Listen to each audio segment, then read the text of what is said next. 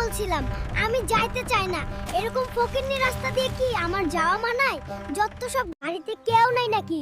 এত টাকা খরচ করে আইলাম, কারোর দেখা নাই। এই তোর বাপের বাড়ি কিটা নাকি অন্য বাড়ি? তোর বাপরে বলবি আইফোন দিলে যাইতে পারি, না দিলে আমার কাম আছে। এখন যদি বাপের বাড়ি না যাই তাইলে আর কবে যাবো বাপের বাড়ি?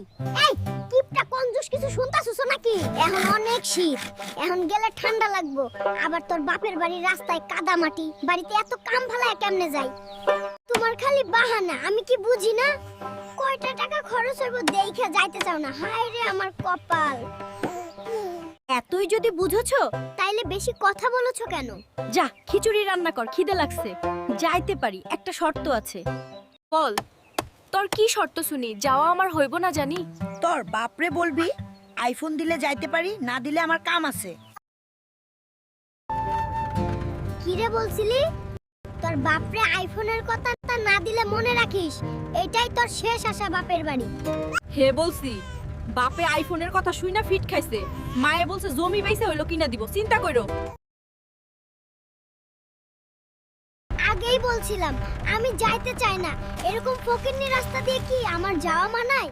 যত সব গরিব ফকিন্নি এলাকা, বাড়িতে কেউ নাই নাকি?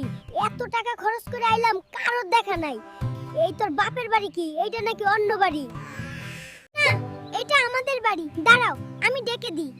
মা, ও মা, ও তোমার জামাই এসে গেছে। ও তোরা এসে গেছিস? এ কি অবস্থা তোদের? যাও, জামাই আগে হাত মুখ ধুয়ে আসো, নাস্তা দিতেছি।